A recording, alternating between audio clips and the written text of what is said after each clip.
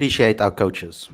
I think that coaches at school level, club level, grassroots level, they need to get some exposure and we need to hear their journeys because it's very important that we speak and find out what it has to do with the generation of talent that is in South African cricket, what their role is when they see a talented player at a young age, and how important coaches are to the development of these players for the future.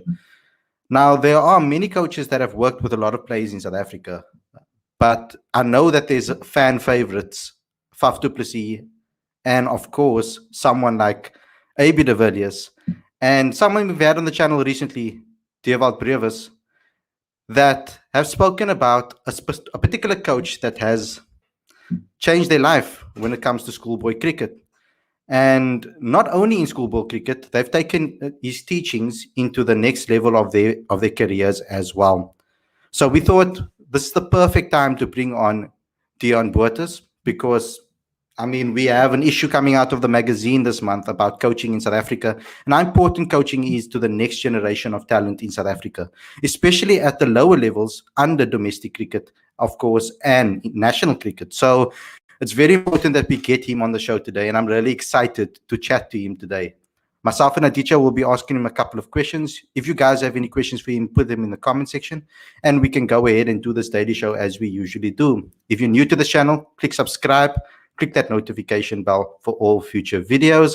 We know that a lot of new guys will be watching today, so there's a red subscribe button at the bottom. So just click on that one, please, and the notification bell. Also, smash the like button and share this with all your friends and family, whether it is on WhatsApp, on Facebook, and all social media platforms. Let's get straight into today's video.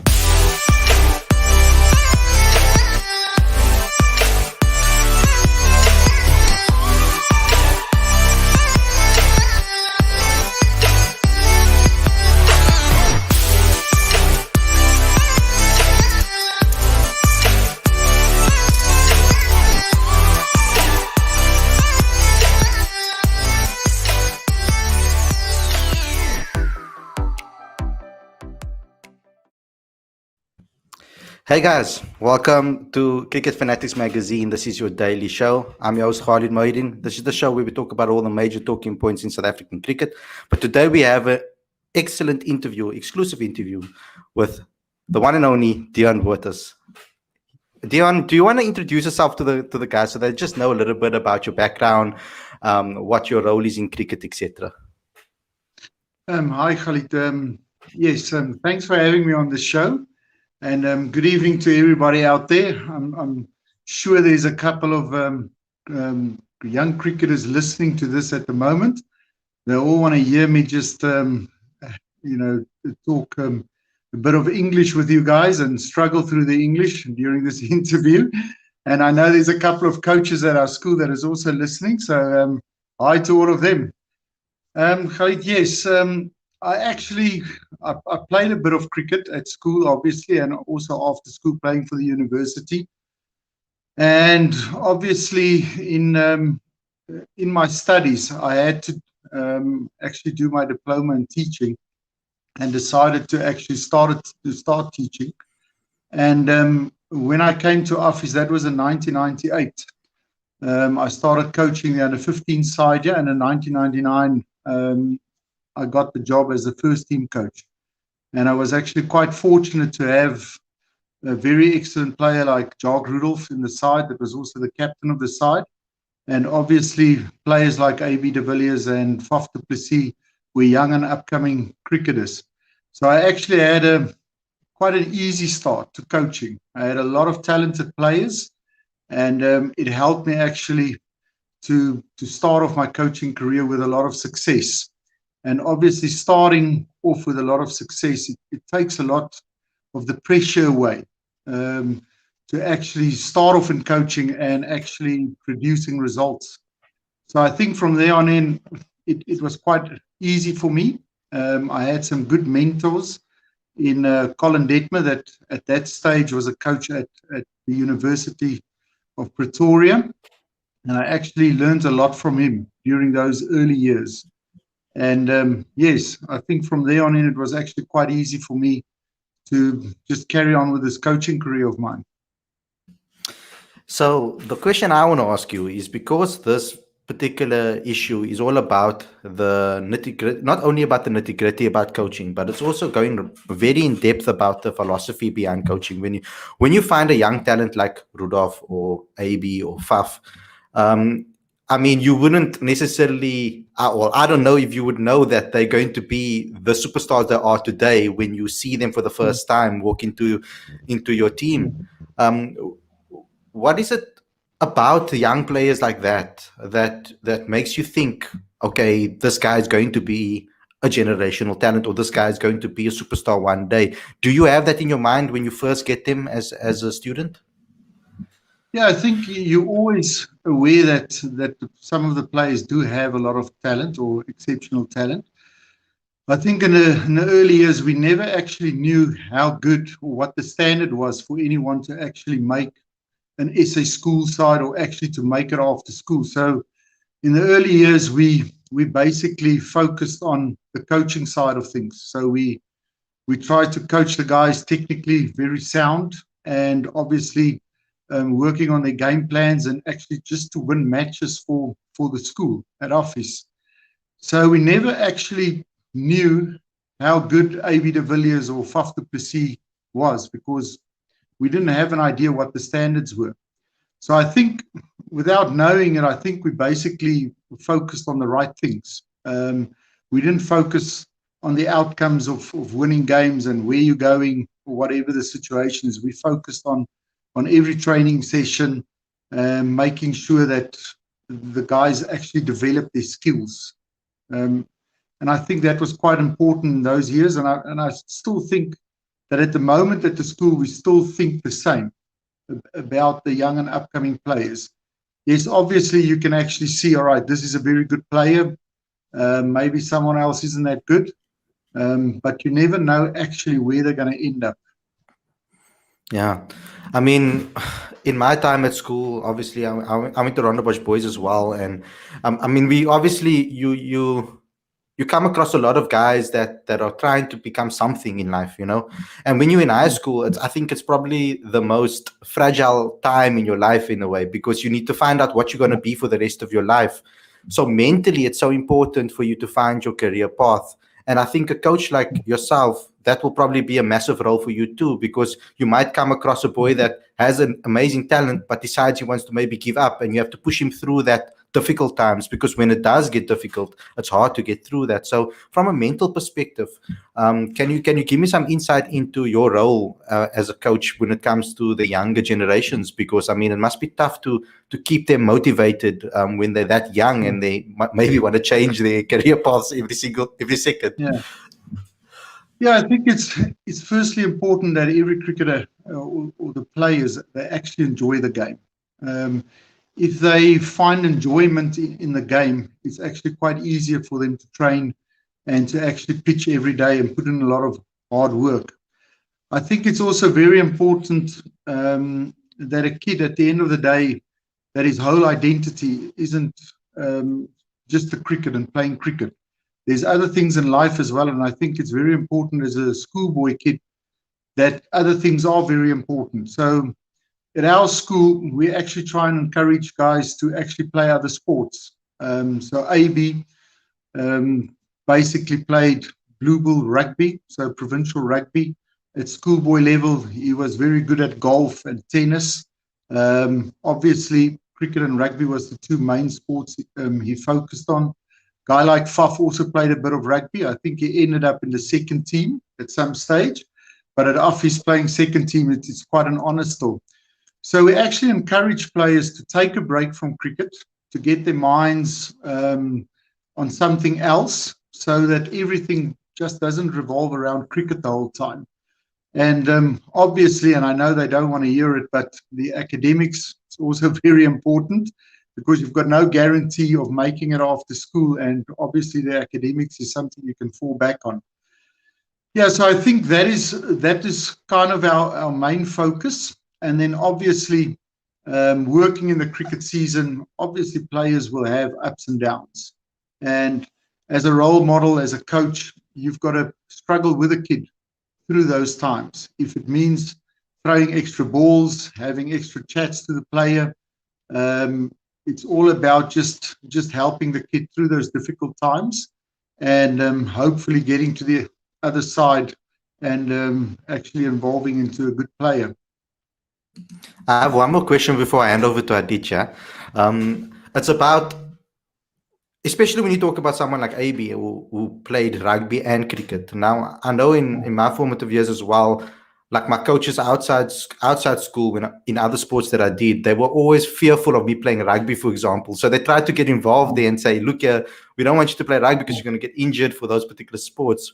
Were you worried with certain star players about them playing a contact sport like rugby and then also wanting them for the first team to play cricket? At what stage do you step in and say, guys, or step in as a teacher or as someone at the school to say, this guy's going to focus only on cricket because we think that he's going to be maybe a under-19 player and even beyond?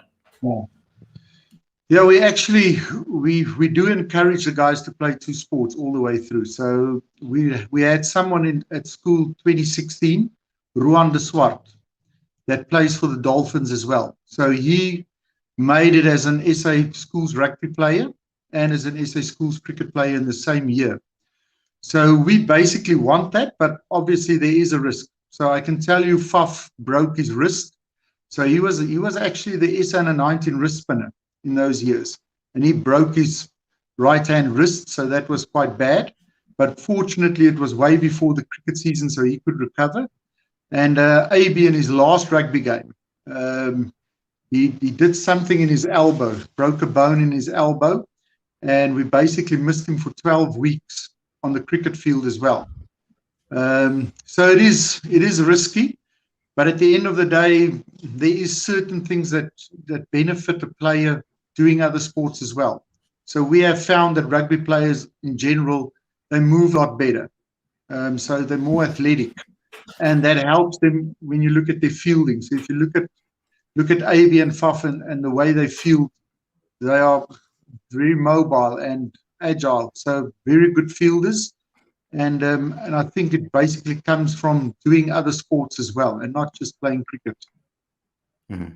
And I guess the bravery as well. Yeah. I guess the bravery also comes from rugby. Aditya, you can step in now. You said that you started your job at Affies in 1998, and given that Khalid and I were probably growing up in those years, the so-called big four in cricket at the time were Sachin Tendulkar, Brian Lara, Jacques Kallis, and Ricky Ponting. And I was wondering who your idols were growing up in cricket, and if you ever based your coaching on a particular player. Well, I was a big fan of the old Mean Machine, the Transvaal cricket side with Clive Rice and Graham Pollock and Jimmy Cook, Henry Fotheringham, those guys. So I was a big fan of those guys. But to be honest with you, I actually, when I started coaching at Affies, I knew nothing about coaching, to be honest. So I had to learn in those years. So I didn't actually have a look at the players I watched when I was a boy. But obviously, later years, you always look at top players in the world and you always try and figure out why are they successful. If you look at world cricket at the moment, you have people like Steve Smith that I don't think you will actually coach a boy to play in that manner. But he is successful, and you've got to try and figure out why is he successful. So yes, you want to coach everybody to be a 360 player, the kind of player that AB was. Maybe he's still playing a bit, he is probably. But everybody can't be that. And obviously, you've got to try and figure out what will make a batsman successful in the way he plays. So that was basically the way we looked at the coaching at school.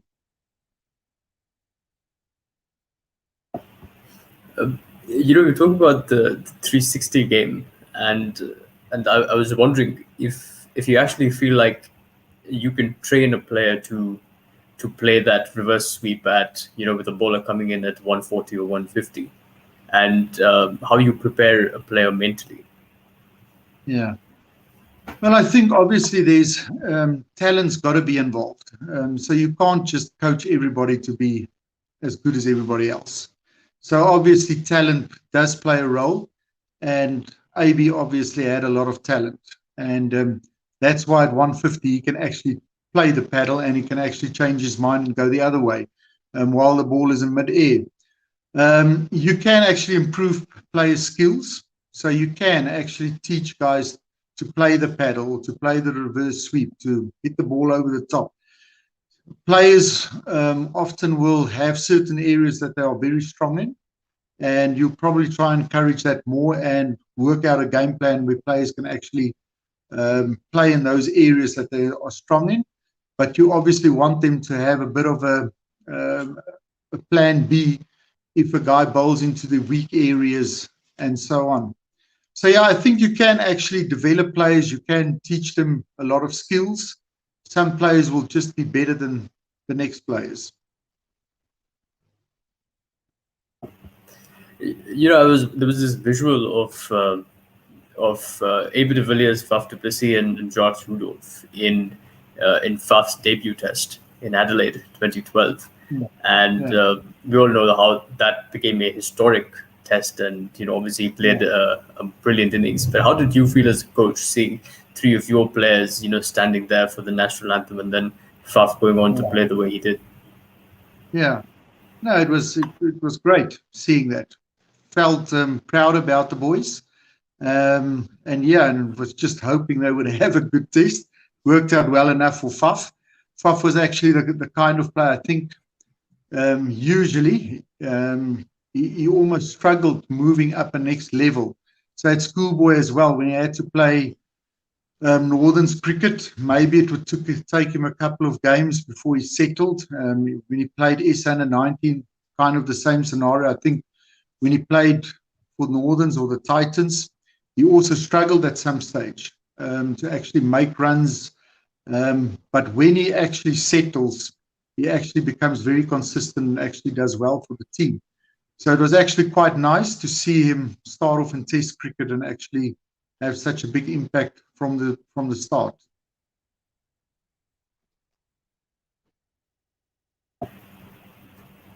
Khalid, do you have a question? Okay, cool. Let me move on.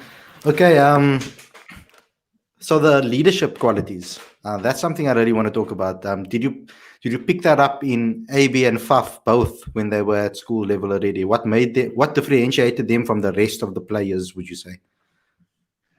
Yeah, that cricketing side that we had with AB and Faf, it was actually quite a good side. So we had players like Heinukin in the side that I also thought was an excellent leader. He's maybe not that charismatic leader, but behind the scenes he actually is involved with a lot of players and actually helps a lot of players. So there was a bunch of players that were actually very good leaders. And the funny story is we actually never knew who to make captain between Faf and AB at that stage at school.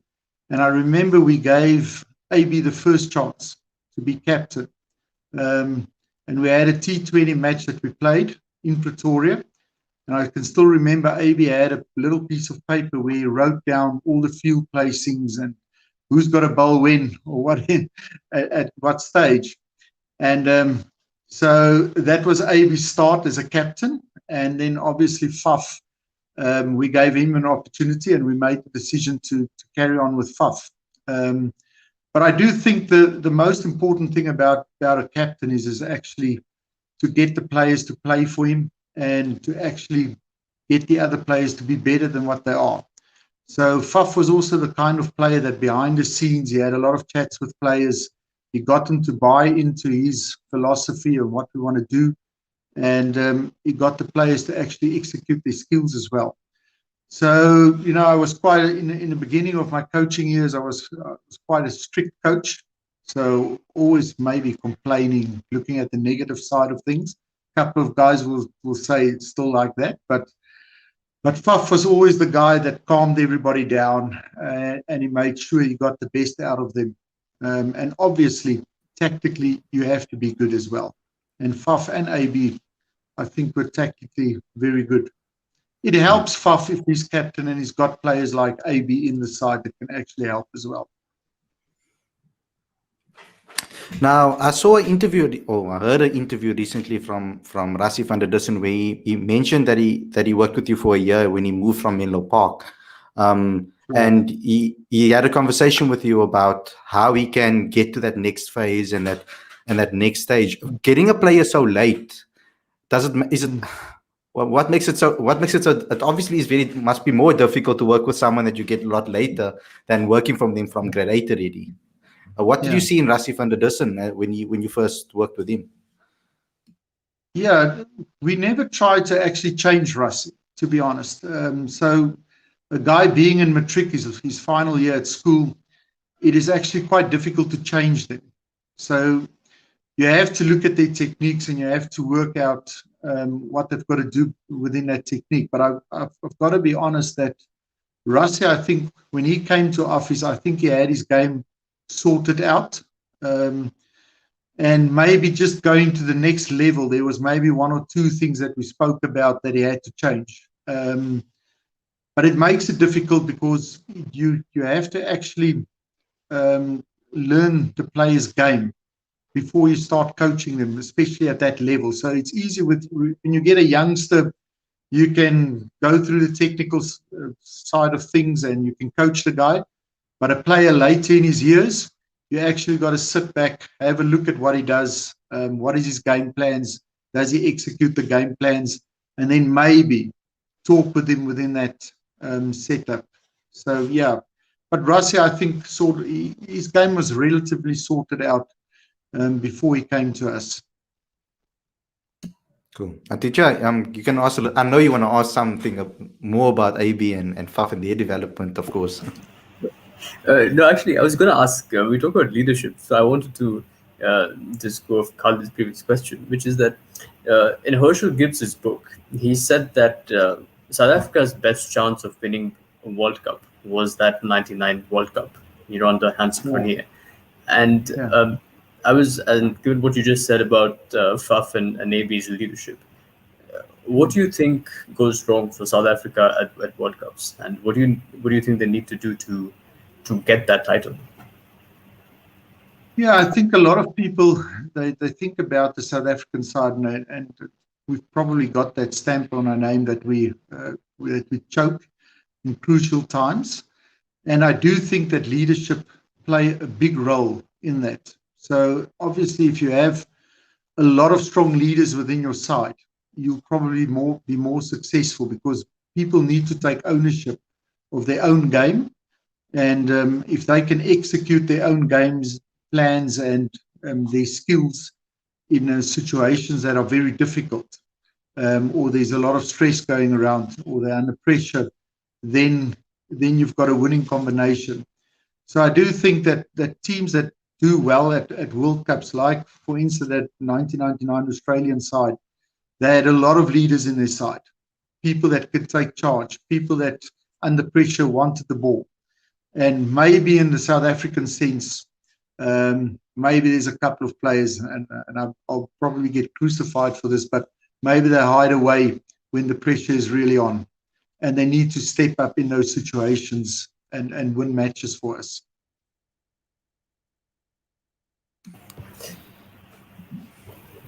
It's interesting to say that, because you look at the South Africans with the best records in World Cups, and generally have, in no particular order, Gibbs, Callis, De Villiers, and Du Plessis, and all have done brilliantly well under pressure. But I suppose it's that collective performance that tends to be missing.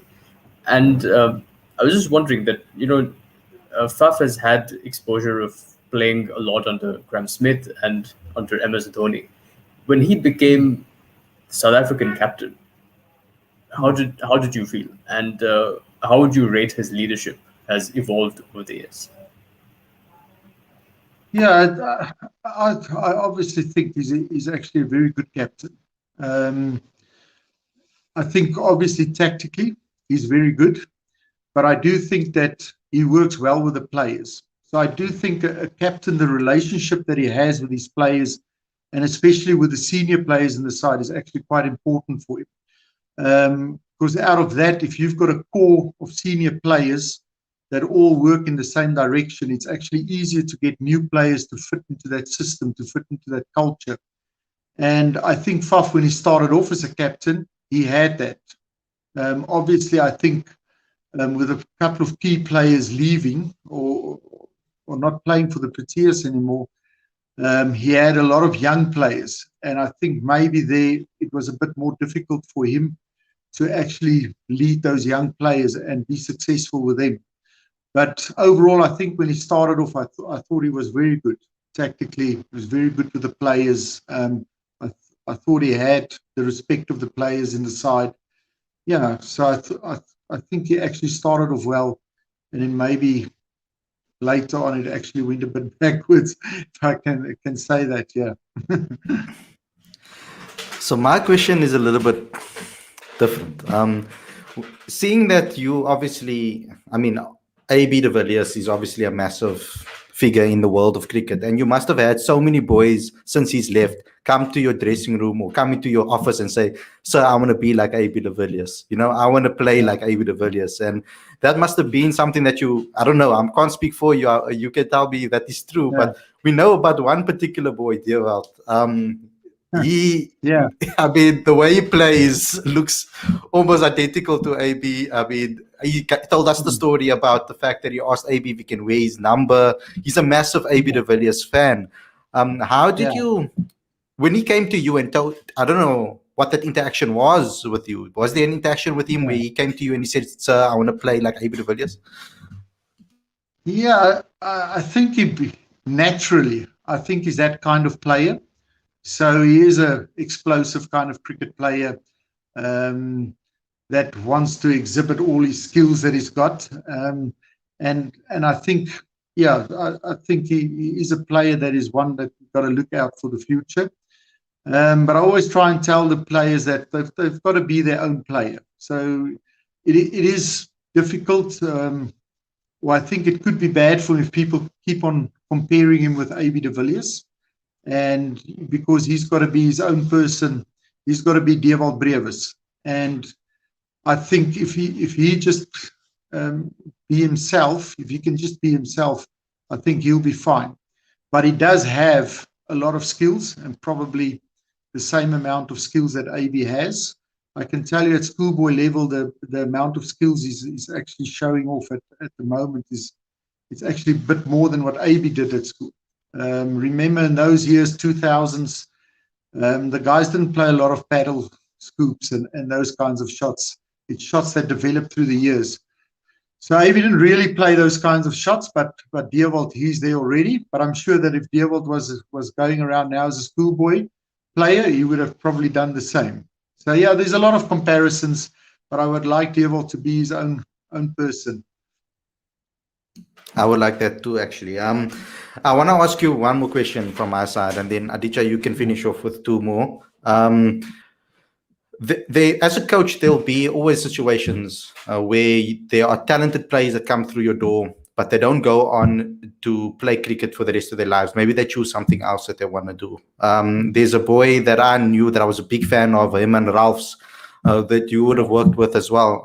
But he chose to go on to study and do engineering. He was a very talented player in my eyes, someone that I thought would be able to be a Protea one day. Are there other boys or examples like that you maybe have, that you've met, that you thought, wow, this boy is going to be a massive talent, maybe like an AB, maybe like a Faf, but they went on to do other things and maybe moved on in life? Yeah, we do have boys like that, but we do have some of those boys are academically very strong. So, for instance, we had 3 boys last year that were quite talented cricketers, but they wanted to actually study or to go into medicine. If you go into medicine, you will probably not play cricket anymore. So it is a situation where guys think that, you know what, I've got a better chance to make it actually as a doctor or as an engineer. And they actually do put a lot of work into their studies. And obviously when they go to university after school, it becomes quite difficult to actually play cricket and further their studies. So yeah, it does happen. I think a person like Herman Rolfes, I think he lost a bit of interest in the game. He didn't enjoy it anymore, and obviously he had to take a step back, went to varsity. But I am glad at the moment that he is actually playing cricket again. So hopefully he can enjoy the game and carry on a bit longer than what he's done in the past. So it does happen, yes.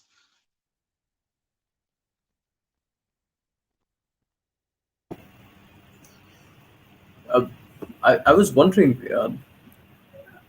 how do you uh, are parents more interested in their kids pursuing cricket in this generation as opposed to previous generations, and are they leaning more towards overseas careers or careers in the T20 leagues as opposed to South Africa? Could you provide some insight on that? Yeah, the first question you asked me if the parents are more involved. Did I hear that Yeah, correctly? yeah. How involved are parents in and how do they feel about a professional career in cricket? Yeah. I think parents through the years are actually they try and get more and more involved in their kids' cricket, and they try and push their kids a bit more. I think in the old days, the parents just actually left their kids to the coaches. Maybe if they were a bit unhappy, they would say something. But I do think that parents look at their kids now and they think, you know what, the kid can make it after school, and then they do get involved with the coaching and those kinds of things. So in the old days, things like private coaching wasn't such a big thing. But these days, there's a lot of coaches that make money out of coaching, and parents actually spend a lot of money on their kids to actually have these private coaching sessions and so on. So they are investing a lot of money, and if they invest a lot of money, they want to have a say, and they want to actually plot out a future for the kid. So a lot of parents, they do look at other opportunities in other countries. The other day when we spoke, you do get a situation where guys have a British passport. If they don't make it in South Africa, they've got the second option to leave South Africa and to go to England and play cricket there, and also New Zealand and Australia. So parents, yeah, if they have invested a lot of money in their kids' cricket, they actually want to give their kid an opportunity after school to actually make it, and they are prepared to actually have their kid play cricket for a year or two after school, and even if they play it overseas, they're very happy with that.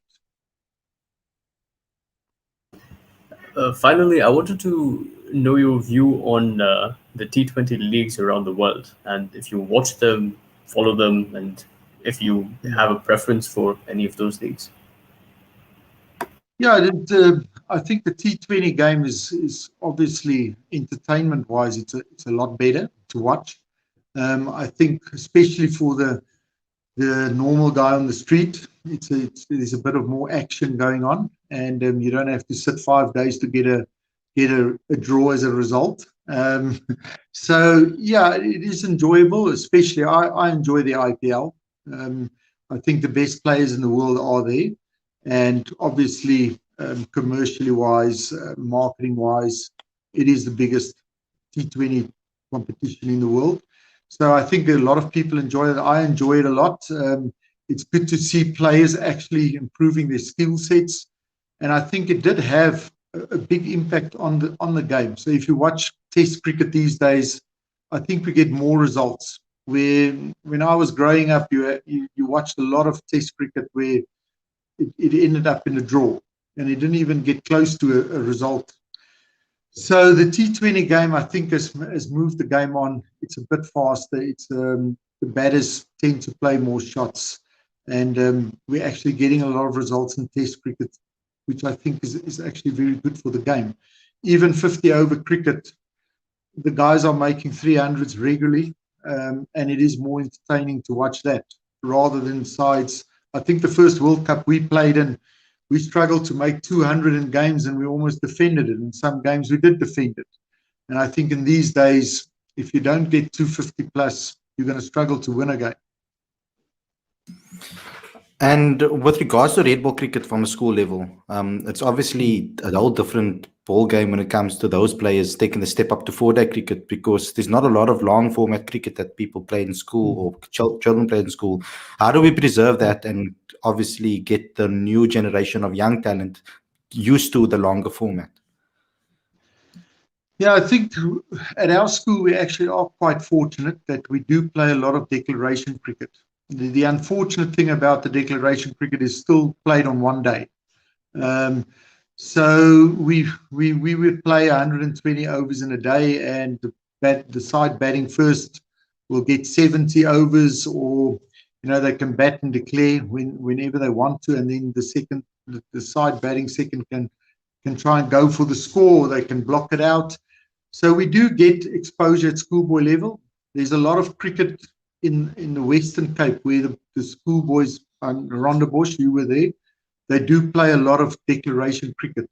So I still think there is a lot of schools doing that, and I think we should carry on with that as well.